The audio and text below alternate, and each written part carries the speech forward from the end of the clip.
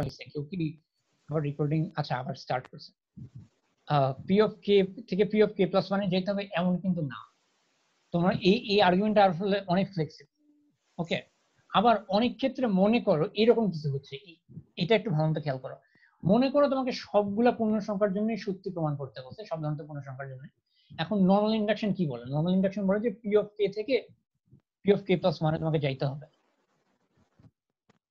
ঠিক আছে এটা হচ্ছে এখন সব আমি আরেকবার বলি কথা না মনে করো তোমার কাছে একটা প্রশ্ন দেওয়া আছে যেখানে সকল ধনাত্মক পূর্ণ সংখ্যার জন্য প্রমাণ করতে হবে এখন তুমি কি এক্সপেক্ট করো নরমাল ইন্ডাকশন গুলো হচ্ছে পি অফ কে থেকে পি অফ কে প্লাস মানে যেতে হবে হাউএভার মনে করো তুমি অনেক ট্রাই করতেছো তুমি অনেক ট্রাই করো এটা পারতেছোই না দেখাইতে পি অফ কে থেকে পি অফ কে প্লাস মানে যাইতেই পারতেছো না এখন তুমি মনে করো এইটা পারতেছো না হাউএভার তুমি পি অফ কে থেকে পি অফ কে প্লাস 3 তে যাইতে পারতেছো মনে করো এখন কি করলে তোমার সকল ধনাত্মক পূর্ণ সংখ্যার জন্য প্রমাণ হবে তুমি উপরেরটা দেখাতে পারতেছো না তুমি নিচেরটা দেখাতে পারতেছো যে পি অফ কে থেকে পি অফ কে প্লাস 3 তে গেলে যাওয়া যায় তুমি যাচ্ছ যাইতে পারো পি অফ কে থেকে পি অফ কে প্লাস 3 যাইতে পারছো মানে তুমি দেখতে পাচ্ছ কে এর জন্য সত্যি কে প্লাস 3 হ্যাঁ একজন অলরেডি চ্যাটে বলে ফেলছো যে তুমি যদি কোনোভাবে পি অফ 1 পি অফ 2 আর পি অফ 3 দেখাইতে পারো তাহলে ইউ আর ডান কারণ তুমি যদি পি অফ 1 দেখাইতে পারো তাহলে পি অফ 4 সত্যি পি অফ 7 সত্যি পি অফ 10 সত্যি ইত্যাদি ইত্যাদি ইত্যাদি পি অফ 2 যেহেতু তুমি সত্যি প্রমাণ করে ফেলছো সুতরাং 5 সত্যি 8 সত্যি ইত্যাদি ইত্যাদি একইভাবে 3 যেহেতু তুমি সত্যি প্রমাণ করে ফেলছো সুতরাং 6 সত্যি 9 সত্যি ইত্যাদি ইত্যাদি তবে কি এই আইডিয়াটা বুঝতে পারছো যে বেস কেস সবসময় পি অফ 1 না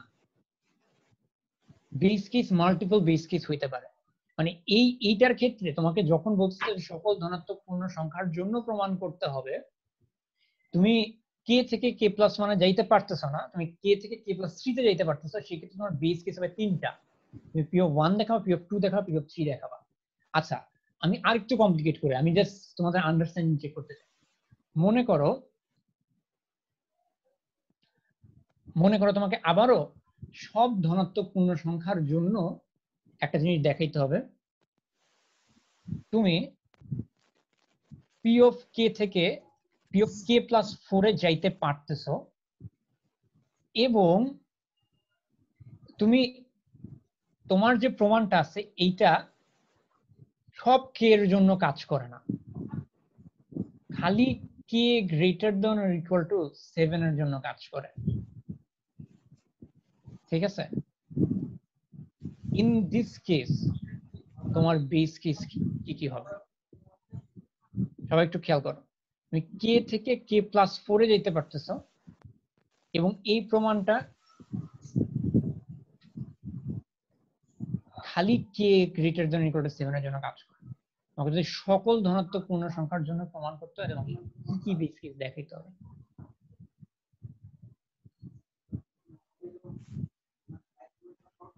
আচ্ছা একজন বলতেছো 1 থেকে 10 হ্যাঁ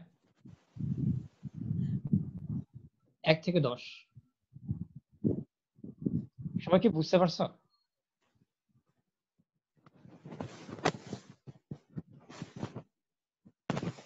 মানে 1 থেকে 10 কেন বুঝতে পারছো যেহেতু সকল ধনাত্মক পূর্ণ সংখ্যার জন্য প্রমাণ করতে হবে তুমি যেহেতু কে থেকে কে প্লাস 4 এ যাইতে পারো however for k greater than 7 তুমি যদি p7 দেখাও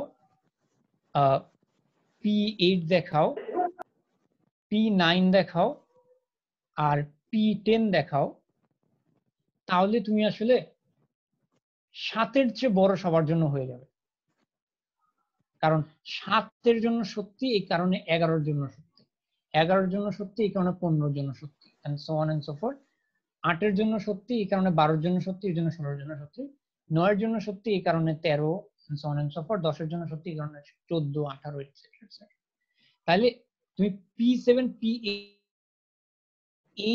এই চারটা বেস কেস যদি তুমি দেখাইতে পারো তাহলে তুমি 7 বা তার চেয়ে বড় সকল পূর্ণ সংখ্যার জন্য তুমি দেখাই ফেলছো।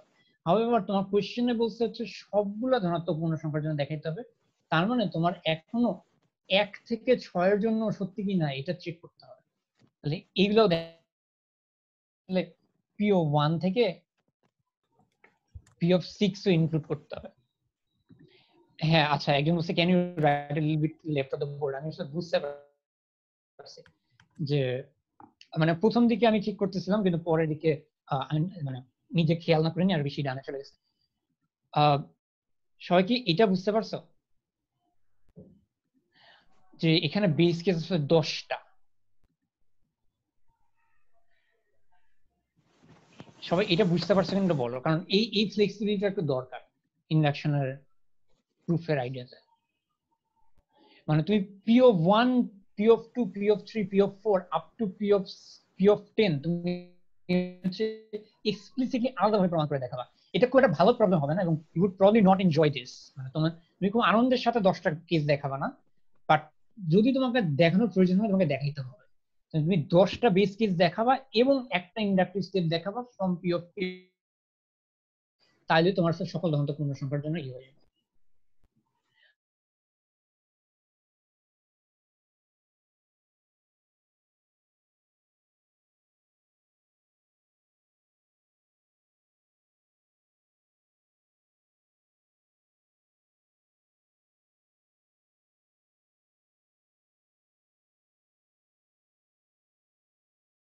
ন্যাচারাল, বাট মনে করো তুমি প্রমাণ করতে পারছো যে যদি কে এর জন্য সত্যি হয় তাহলে কে স্কোয়ারের জন্য সত্যি, তাহলে তোমার আসলে আরো এক্সট্রা কাজ করা হবে। এক্সট্রা মানে খালি এতটুকু থেকে তুমি জাস্ট ফাইনাইটলি মেনি বেস কেসে কাজ করতে পারবে না, তোমাকে আরো এক্সট্রা কিছু করতে হবে। তোমার আরো কিছু যেমন যেমন মনে করো তুমি যদি এইটার সাথে অ্যাডিশনালি এইটা দেখাতে পারো তাহলে হয়ে যাবে।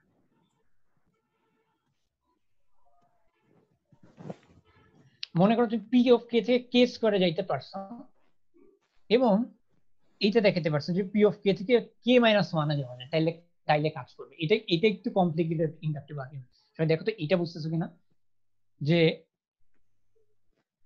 কে এর জন্য কে স্কোয়ার। আচ্ছা মনে করো তুমি P(1) দেখাইছো, তারপরে দেখাইছো যে P(k) সত্যি হলে P(k) স্কোয়ার সত্যি, তারপরে তুমি দেখেছো P(k) সত্যি হলে P(k-1) তাইলে সব ধনাত্মক পূর্ণ সংখ্যার জন্য সত্যি যাবে, কারণ একের জন্য যেহেতু সত্যি।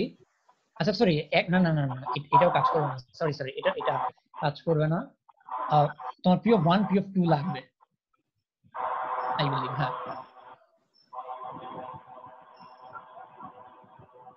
হ্যাঁ হ্যাঁ, P(1), P(2) লাগবে। P(1) দিয়ে তো আসলে কিছুই হবে না, P(1), P(2) লাগবে। তাহলে সবাইকে বুঝতে পারছো যে P(1) তো আছে, এখন P(2) যেহেতু সত্যি, সুতরাং 4 সত্যি, 16 সত্যি, 256 সত্যি, এভাবে করে হচ্ছে গিয়ে তুমি স্কোয়ার করে যেতে পারো। আবার মাঝে যে গ্যাপ গুলা থেকে যাবে সেই গ্যাপ গুলা আসলে এটা থেকে চলে আসবে। আচ্ছা স্ট্যাটিক আসলে সেটা আসলে থেকে। আচ্ছা স্ট্যাটিক না আসার উপায় হচ্ছে হেডফোন ইউজ করা। কেউ যদি মাইক আনমিউট করে রাখতে চাও তাহলে হেডফোন ইউজ করবে, বাট আমার মনে হয় না মাইক আনমিউট করে রাখার প্রয়োজন আছে। সবাই কি এই পার্টটা বুঝতে পারছো? আমার মনে হয় সবাই এই আইডিয়াটা বুঝতে পারছে। এটা কিছুটা কমপ্লিকেটেড, বাট এটা যদি করতে পারলে সবার জন্য সত্যি প্রমাণ হয়ে যাবে। আচ্ছা তাহলে আমরা হচ্ছে একটা প্রবলেম দেখি এই আইডিয়া ইউজ করে। আচ্ছা আরেকটা কথা, সেটা হচ্ছে নর্মালি দেখছো কি, নর্মালি হচ্ছে বিএস কিন্তু সোজা হয় আর ইন্ডাকটিভ স্টেপ কঠিন হয়, বাট সবসময় এটা নাও হইতে পারে, যেটার উদাহরণ হচ্ছে পরের কোয়েশ্চেনটা। ঠিক আছে, তাইলে এই কোয়েশ্চেনটা সবাই একটু খেয়াল করো।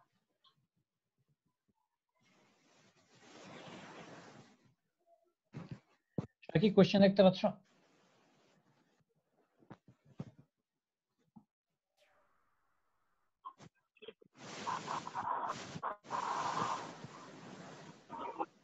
কোয়েশ্চেনে কি বলছে, দেখাও যে n গ্রেটার দ্যান 5 হলে যে কোনো একটা বর্গকে n সংখ্যক ছোট বর্গে ভাগ করা সম্ভব। ঠিক আছে, n যদি গ্রেটার দ্যান 5 হয় তাহলে যে কোনো একটা বর্গকে n সংখ্যক ছোট বর্গে ভাগ করা সম্ভব। এটার মানে কি? এটার মানে হচ্ছে কোয়েশ্চেনটা ছোট, সবাই যেহেতু একবার মনে পড়ছো, আমি স্ক্রিন শেয়ারিং অফ করি। মনে করো আমার কাছে একটা বর্গ আছে, আমার বর্গের চেহারা অনেক খারাপ হইতে পারে। আচ্ছা ফার্স্ট অফ অল এটা তো দেখতেছো যে এই বর্গটাকে ইচ্ছা করলেই আমি 4টা ছোট বর্গে ভাগ করতে পারি, রাইট? এখন আমাকে বলছে যে n গ্রেটার দেন 5 হইলে যে কোনো বর্গকে nটা ছোট বর্গে ভাগ করা সম্ভব। তার মানে তোমাকে দেখাতে হবে যে কোনো বর্গকে 6টা বর্গে ভাগ করা সম্ভব, 7টা বর্গে ভাগ করা সম্ভব, 100টা বর্গে ভাগ করা সম্ভব। বর্গগুলোর সাইজ সমান হইতে হবে না। তুমি কি কোশ্চেনটা বুঝতে পারছি?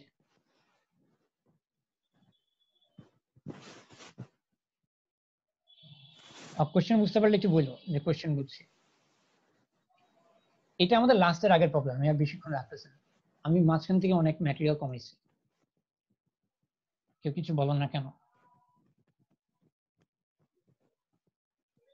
আচ্ছা হ্যাঁ, কোশ্চেন বুঝছি। আচ্ছা একজন বলছে কোশ্চেন বুঝছি, তাহলে আমরা দেখি। আচ্ছা ফার্স্ট অফ অল এখানে একটা জিনিস খেয়াল করে দেখো যে প্রথমেই আমাদের যে অবজারভেশনটা আসে মাথায়, সেটা হচ্ছে কি একটা বর্গ এরকম 4টা ভাগে ভাগ করা যায়। তার মানে দেখো 4টা বর্গে ভাগ করা যায়, কেউ কি 7টা বর্গে ভাগ করার একটা সহজ উপায় বলতে পারবা? 7টা বর্গে ভাগ করার একটা সহজ উপায়। 4টার মধ্যে একটাকে আরেকটা আরো 4 ভাগে ভাগ করা। হ্যাঁ আমি এই যে এখানে যে 4টা আছে, তুমি তোমার পছন্দেরটা পিক করবা। মনে করো আমার পছন্দ হচ্ছে lower right, lower left corner, তারপর এটাকে আবার 4 ভাগে ভাগ করে দিবো, তাহলে 7টা বর্গে ভাগ হয়ে গেছে। ঠিক আছে, এখন 10টা বর্গে তো ভাগ করতে পারবো। 10টা বর্গে ভাগ করার জন্য আমি মনে করো এটাকে আবার এভাবে ভাগ করে দিলাম, তাহলে এখন 10টা বর্গে ভাগ হয়ে গেছে। 13টাও পারবো, আমি ইচ্ছা করলে এটা ভাগ করে দেবো, তাহলে কাজ শেষ। ঠিক আছে, তাইলে আমরা কিন্তু একটা কাজ করে ফেলছি, আমরা অলরেডি আমাদের ইন্ডাকটিভ স্টেপ করে ফেলছি। ইন্ডাকটিভ স্টেপ আমরা কি দেখাইছি বলতো? আমরা দেখেছি যে যদি কেটা বর্গে ভাগ করা যায় তাহলে কে প্লাস 3টা বর্গে ভাগ করা যাবে। ঠিক আছে, আমরা পি অফ কে থেকে পি অফ কে প্লাস 3 তে চলে গেছি, এবং এটা কিন্তু খুবই ইজি ছিল, রাইট? মানে কে থেকে কে প্লাস 3 তে যাওয়ার উপায় কি? যদি কে তে করতে পারি তাহলে কে প্লাস 3 তে যাওয়ার জন্য জাস্ট একটা বর্গকে ধরে নিই, এইভাবে করে এটা করে দিলেই হবে। এখন আমরা তো চাচ্ছি আমরা দেখাইতে যে n গ্রেটার দেন 5 এর জন্য, সকল n এর জন্য এটা করতে হবে। তাহলে আমাদের কয়টা বেস কেস দেখাতে হবে বলো? বেস কেস কয়টা দেখাইতে হবে আমাদের? 3টা বেস কেস দেখাতে হবে। আসলে 6 দেখাইতে হবে, 7 দেখাইতে হবে আর 8 দেখাইতে হবে, রাইট? ফরচুনেটলি আমরা 7 অলরেডি দেখাই ফেলছি না? 7 একটু আগে আমরা দেখলাম না, 4 করার পরে তারপর আরেকবার ডিভাইড করে দিলে 7 হয়ে যায়, তাহলে 7 ইজ অলরেডি ডান। যেহেতু 7 ডান, এই জন্য 10 ডান, 13 ডান, 16 ডান এটসেট্রা ডান। এখন আমাদের 6 দেখাইতে হবে যাতে আমাদের 6, 9, 12 এগুলো সব হয়ে যায়, এবং 8 দেখাইতে হবে যাতে আমাদের হয়ে যায় তোমার 8, 11, 14 এগুলো সব হয়ে যায়। এখন 6 আর 8 এইগুলো হচ্ছে তোমাদের জন্য এক্সারসাইজ। ঠিক আছে, দেখবা যে মানে এটা অতটা ইজি না, খুব ডিফিকাল্ট না, তবে ট্রিভিয়ালও না। মানে আমাদের এখানে ইন্ডাকটিভ স্টেপই আসলে ইজি, এখানে বেস কেস হার্ডার। মানে একটা বর্গ কিভাবে 6টা ঘর ভাগ করতে হয়। আচ্ছা একজন কি চ্যাটে বর্গ আঁকার চেষ্টা করতেছো? এটা তো তোমরা নিজেরা ট্রাই করো, কাগজে একটা ছবি এঁকে। Do we need to use 2 perpendicular Katz? হ্যাঁ আপাতত ধরে নাও এইভাবে ভাগ করা। কোয়েশ্চেনটা কিছুটা অ্যাম্বিগুয়াস, হাউএভার এইভাবেই ভাগ করবা। মানে ভাগ করা বলতে হচ্ছে এরকম এরকম দাগ দিয়ে ভাগ করতে হবে। বড়গুলোর সাইজ সমান হইতে হবে না, যেমন এখানে আমরা দেখতে পাচ্ছি মানে, বাট এইভাবেই ভাগ করতে হবে। তাহলে 6 আর 8 হচ্ছে তোমরা একটু করো। আমরা হচ্ছে কি আমাদের লাস্ট টপিকটাই করে দিই, সেটা হচ্ছে কি ইন্ডাকশন ইউজ করে আমরা একটা ভুল প্রমাণ দিব, যে ভুল প্রমাণটা আসলে আমাদের আন্ডারস্ট্যান্ডিংটাকে আরো স্ট্রং করবে। ঠিক আছে, বাই দ্য ওয়ে যেহেতু এখন 1:09 বাজে, তোমার পি সেট অলরেডি মানে ক্লাসরুমে মনে আপলোড হয়ে গেছে। পি সেটটা তোমরা একটু দেখো। তোমাদের সবগুলো প্রবলেম হয়তো করার টাইম পাবা না, পারলে করতে পারো, বাট অ্যাটলিস্ট তোমার পছন্দের প্রবলেমটা কিছু চিন্তা ভাবনা করে ডিসকাশন আমরা কথাবার্তা করতে পারি। ঠিক আছে, আমরা হচ্ছে লাস্টের জিনিসটা একটু দেখি।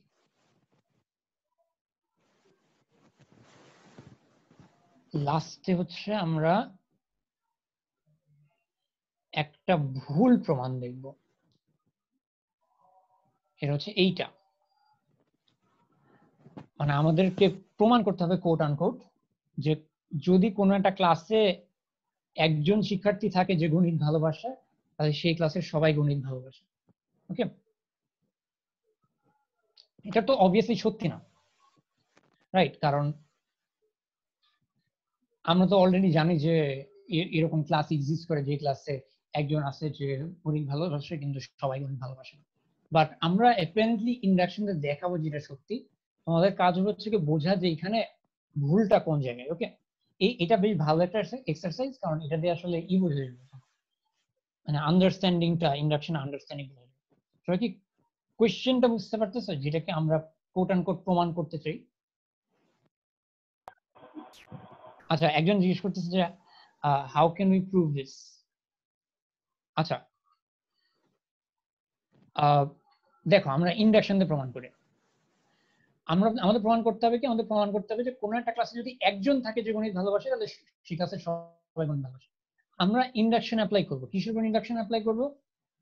ক্লাসের সাইজের উপরে, মানে ক্লাসে কতজন মানুষ আছে তার উপরে। খেয়াল করে দেখো, ক্লাসে যদি একজন মানুষ থাকে তাহলে কিন্তু আমাদের স্টেটমেন্টটা সত্যি, মানে পি অফ ওয়ান কিন্তু সত্যি।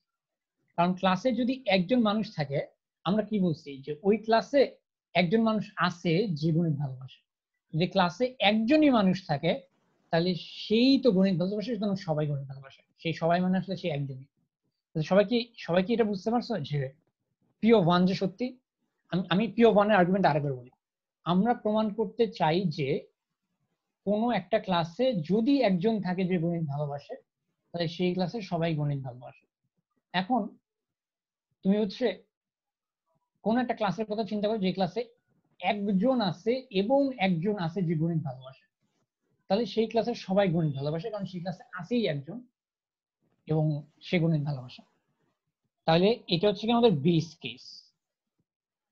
এখন আমরা ইন্ডাকটিভ হাইপোথিসিস হিসেবে ধরে নিব যে আমাদের ক্লেমটা কে সাইজের কোনো ক্লাসের জন্য সত্যি।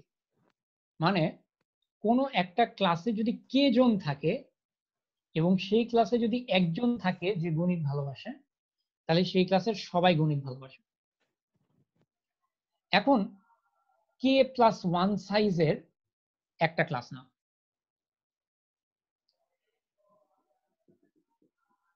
আমরা কি জানি? আমরা জানি যে এই ক্লাসে এমন একজন আছে যে গণিত ভালোবাসে, তার নাম মনে করো এ।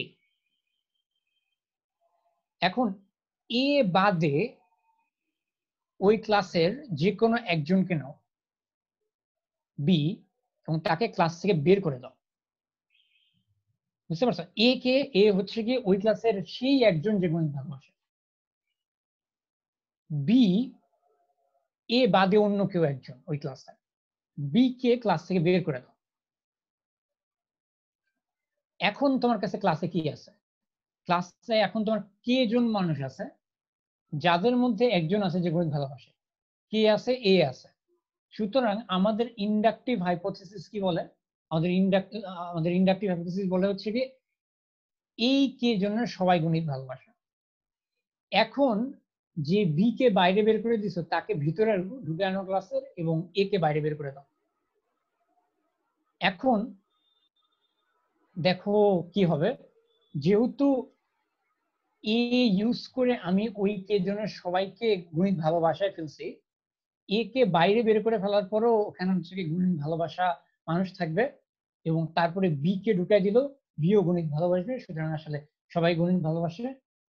আমাদের ইন্ডাকটিভ স্টেপ নেওয়া শেষ, আমাদের প্রমাণ কমপ্লিট। আচ্ছা, একজন বলছে আবার বুঝান। এই পার্টটা আরেকবার একটু খেয়াল করে দেখো। এখানে আমরা কি করতেছি? First of all base case সবাই বুঝছি, রাইট? বেস কেস হচ্ছে কি যদি ক্লাসে একজন মানুষ থাকে তাহলে হচ্ছে গিয়ে সবাই গণিত ভালোবাসা। আচ্ছা, একজন বলছে this does not make sense. Can make sense করে না এটা একটু আমাকে বলতে পারবো? আমি আরেকবার একটু আর্গুমেন্টটা রিপিট করি, তারপরে হচ্ছে গিয়ে একটু বলো, ঠিক আছে? যে একজন বলছে this does not make sense. হ্যাঁ, it is not suppose to make sense, কারণ হচ্ছে এটা সত্যি না। বাট আমি তো আর্গুমেন্টটা আরেকবার রিপিট করি, তারপর একটু এক্সপ্লেন করো কেন এটা মেক সেন্স করে না। ঠিক আছে, একজন মানুষের জন্য সত্যিটা ফাইন, ঠিক আছে, একজন মানুষের জন্য ক্লাস এটা ফাইন। ধরে নিই কে জনের জন্য সত্যি। কে জনের জন্য সত্যি মানে কি, যদি কোনো ক্লাসে একজন মানুষ থাকে যে গণিত ভালোবাসে, তাহলে কে জনের সবাই গণিত ভালোবাসে। এখন কে প্লাস ওয়ান সাইজের একটা ক্লাস নেই, সেই ক্লাসে একজন আছে এ যে গণিত ভালোবাসে। এখন এ কে বাইরে বের করে দাও, সরি এ কে বাইরে বের করো না, এ কে রাখো ভিতরে, এ বাদে অন্য একজনকে বাইরে বের করে দাও, এ বাদে অন্য একজনকে যদি বাইরে বের করে দাও, তাহলে আমাদের ইন্ডাকটিভ হাইপোথিসিস কি বলে? আমাদের ইন্ডাকটিভ হাইপোথিসিস বলে হচ্ছে কি এই ক্লাসের সবাই গণিত ভালোবাসে। এখন ওই ক্লাসের সবাই গণিত ভালোবাসে, তাইলে ধরে নাও ওই ক্লাসে আরো একজন আছে সি যে গণিত ভালোবাসে। এখন বি কে বাইরে বের করে দিচ্ছে, বি কে ভিতরে নিয়ে নাও আর এ কে বাইরে বের করে দাও, তাহলেই হবে। তাহলে আবারও তুমি ই করতে পারবে, তার মানে বিও গণিত ভালোবাসে, তাহলে সবাই গণিত ভালোবাসে। প্রশ্ন হচ্ছে ভুলটা কোথায়, এটা এটা একটু এক্সপ্লেন করো।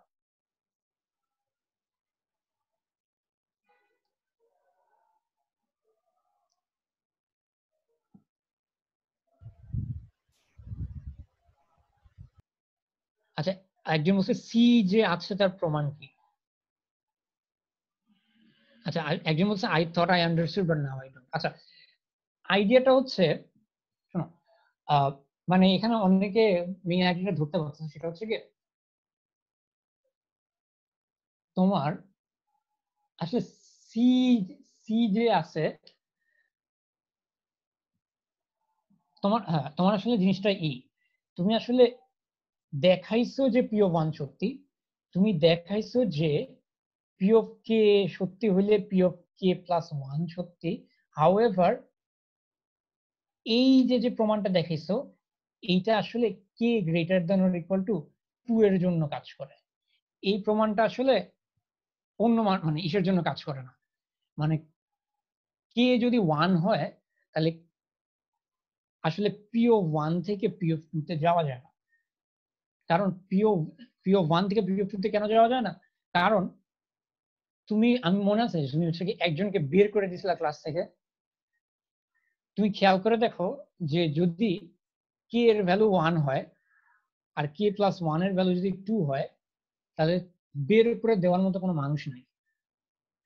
আসলে আইডিয়া এইখানে আসলে কি হচ্ছে, আমি একটু মানে ডমিনো অ্যানালজি যদি ডমিনো বললে হয়তো বুঝতে পারবা।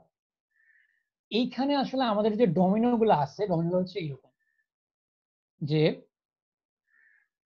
তোমার প্রথম ডমিনোটা ফেলা যায়, কোনো একটা ডমিনো পড়লে তার পরের ডমিনোটা পড়ে, কিন্তু প্রথম ডমিনো এবং সেকেন্ড ডমিনোর মধ্যে স্পেসিং অনেক বেশি।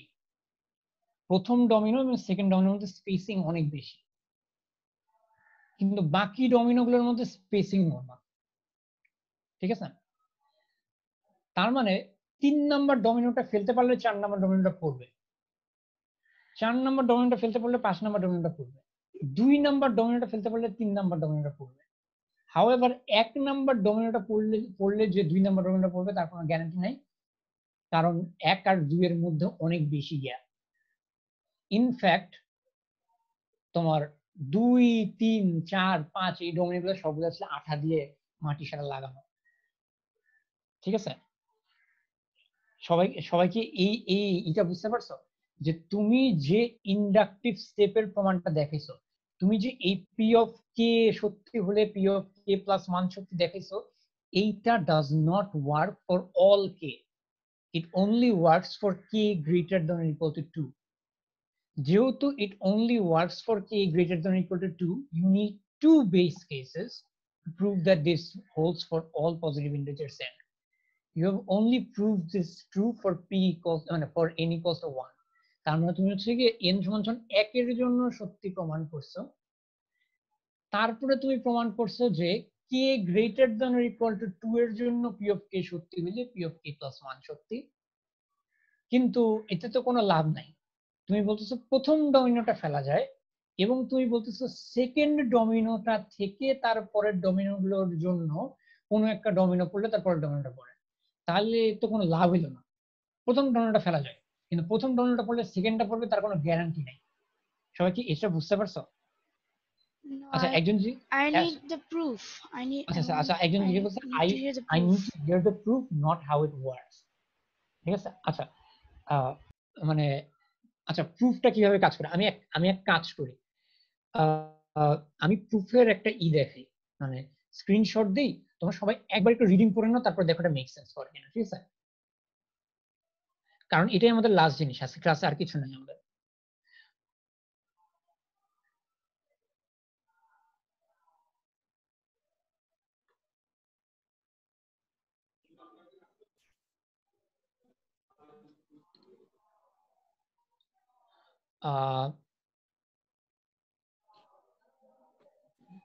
সবাই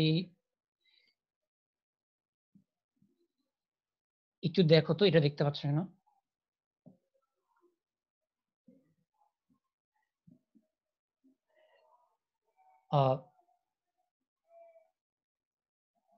আচ্ছা ধরো একটু হয়ে গেছে। আচ্ছা মানে বেসিক্যালি আরেকটু ছোট, এখন কি দেখা যায়? মানে আমরা ইন্ডাকশন চালাচ্ছি হচ্ছে ক্লাসের শিক্ষার্থীর সংখ্যার উপর, আমাদের বেস কেস হচ্ছে ক্লাসের শিক্ষার্থীর সংখ্যা যখন 1, এক শিক্ষার্থী বিশেষ কোনো ক্লাসে যদি একজন গণিত ভালোবাসে তাহলে ওই ক্লাসের সবাই গণিত ভালোবাসে, কারণ ওই ক্লাসের সবাই মানি হচ্ছে ওই একজন। সুতরাং n সমান 1 এর জন্য আমাদের ভাগ করা সত্যি, এটা আমাদের বেস কেসে মনে হয় কারোর সমস্যা নেই। এখন ধরে নিই কে সংখ্যক শিক্ষার্থী বিশিষ্ট কোনো ক্লাসের জন্য আমাদের ভাগ করা সত্যি, এর মানে কে জনের কোনো একটা ক্লাসে যদি একজন গণিত ভালোবাসে তাহলে ওই ক্লাসের সবাই গণিত ভালোবাসে। এটা ব্যবহার করে আমরা প্রমাণ করবো যে k+1 জনের ক্লাসে যদি একজন গণিত ভালোবাসে তাহলে ওই ক্লাসের সবাই গণিত ভালোবাসে। এই কাজটা আমরা করবো এইভাবে, আমরা প্রথমে k+1 জনের ক্লাসে যে গণিত ভালোবাসে তার নাম দেবো, ধরি তার নাম হচ্ছে থানিক। এখন থানিক বাদে ওই ক্লাসের অন্য একজনকে ক্লাসের বাইরে বের করে দেবো। তখন আমাদের হাতে থাকবে কে জনের একটা ক্লাস যার মধ্যে একজন থানিক গণিত ভালোবাসে, থানিক বাদে আমরা একজনকে ক্লাসের বাইরে বের করে দিচ্ছি। তাহলে আমাদের কাছে এখন কে সাইজের একটা ক্লাস আছে যার মধ্যে একজন আছে যে গণিত ভালোবাসে, থানিক। তাহলে এখন আমরা কি বলতে পারবো, আমাদের ইন্ডাকটিভ হাইপোথিসিস অনুযায়ী আমরা বলতে পারবো যে ওই কে জনের সবাই গণিত ভালোবাসে। এখন ওই কে জনের মধ্যে থেকে থানিক বাদে অন্য একজনকে খুঁজে বের করবো যে গণিত ভালোবাসে। এই কাজটা করা কঠিন না, কারণ ওই কে জনের সবাই গণিত ভালোবাসে, তাই থানিক বাদে একজনকে বাছাই করলেই হলো। মনে করো যাকে বাছাই করা হলো তার নাম রুবাব, এখন আমরা রুবাবকে ক্লাস থেকে বের করে দেবো, আর আগে যাকে ক্লাস থেকে বের করে দেওয়া হয়েছিল তাকে আবার ক্লাসে ফেরত আনবো। আমাদের কাছে আবারও কে জনের একটা ক্লাস আছে যার মধ্যে একজন থানিক গণিত ভালোবাসে। ইন্ডাকটিভ হাইপোথিসিস অনুযায়ী এই কে জনের সবাই গণিত ভালোবাসে, আর ক্লাসের বাইরে আছে রুবাব যে গণিত ভালোবাসে, এর মানে k+1 জনের সবাই গণিত ভালোবাসে, এই আমাদের ইন্ডাকটিভ স্টেপ। ঠিক আছে, আইডিয়াটা হচ্ছে এইটা যে প্রথমে একজনকে বের করে দিব যে গণিত ভালোবাসে না, মানে ভালোবাসে না কথাটা কারেক্ট না, গণিত ভালোবাসে এমন একজন তো আছে আমাদের k+1 সাইজের ক্লাসে, ও বাদে বাকি একজনকে বাদ দিয়ে দিব, তাহলে ওই কে জন্য সবাই গণিত ভালোবাসে। তারপরে ওদের ওদের যখন আমি এইটা কনক্লুড করে ফেলছি যে ওদের সবাই গণিত ভালোবাসে, তখন ওদের মধ্যে থেকে একজনকে পিক করে আবার বের করে দিব, আবার যাকে বের করে দেওয়া হচ্ছে তাকে ভিতরে রাখবো। এইভাবে করে আমরা সবাইকে। অসুবিধাটা আসলে কোথায় হচ্ছে, অসুবিধাটা হচ্ছে কি যখন কে এর ভ্যালু 1, যখন কে এর ভ্যালু 1 এবং k+1 এর ভ্যালু 2, তখন তুমি হচ্ছে একজনকে বের করে দিতে পারবে না, মানে থানিককে রেখে বাকি আর কেউ নাই। বুঝতে পারছো? আচ্ছা আমার মনে হয় আমরা ক্লাস এখানে শেষ করে দেই। তোমরা হচ্ছে পি সেট নিয়ে এখন কাজ করো, বুঝছো? পি সেট নিয়ে বসে যাও। আর কোনো কিছু যদি না বুঝতে পারো ক্লাসের আমরা অনেক কিছু দেখাতে পারিনি, কিছু টেকনিক্যাল ডিফিকাল্টির জন্য নিয়ে গেছে, কোনো কিছু না বুঝতে পারলে তোমার ডিসকাশনের 4টা দিকে চলে এসো, ঠিক আছে? ঠিক আছে, আচ্ছা ফাইন, ঠিক আছে, তাহলে ক্লাস আমরা শেষ করতেছি।